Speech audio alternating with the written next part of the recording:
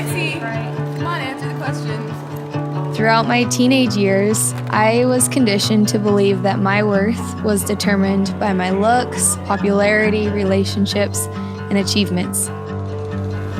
During my second year of college, I thought that I had finally arrived. I was a cheerleader at BYU, getting decent grades and enjoying awesome friends. I was in the best physical shape of my life, and I had finally landed the boy of my dreams. We had a ring, dress, and date all prepped for our wedding, when one day he called the whole thing off.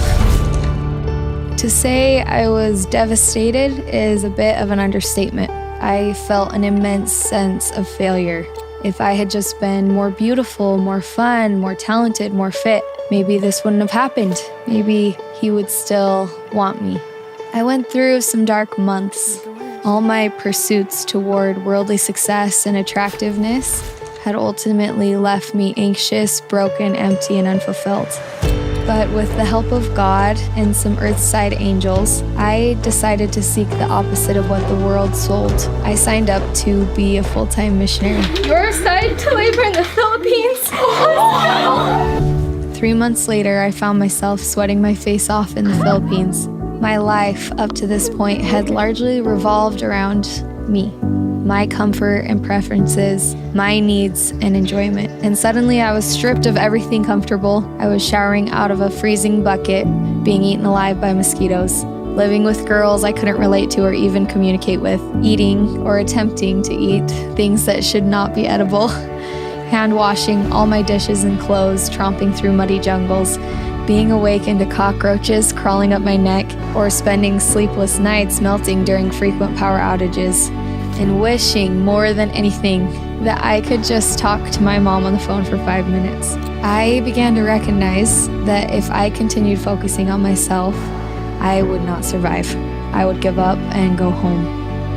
So I did the only thing that seemed logical at that point.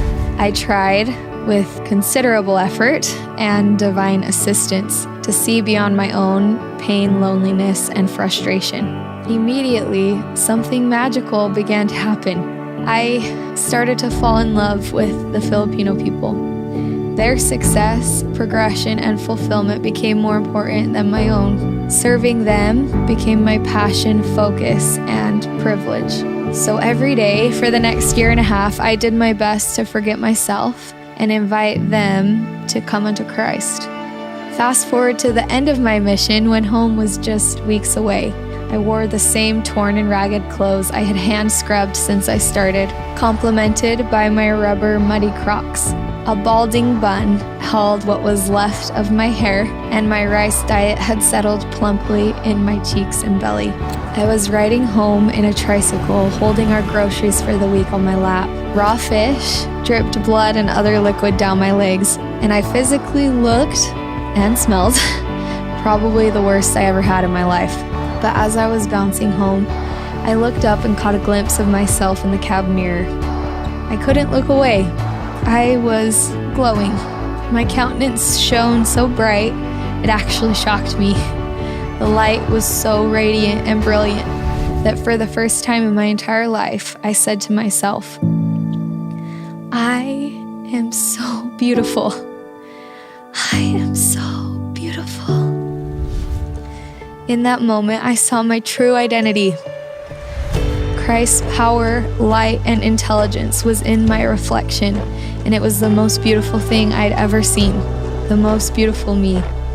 I knew in that moment exactly who I was, a child of a glorious God.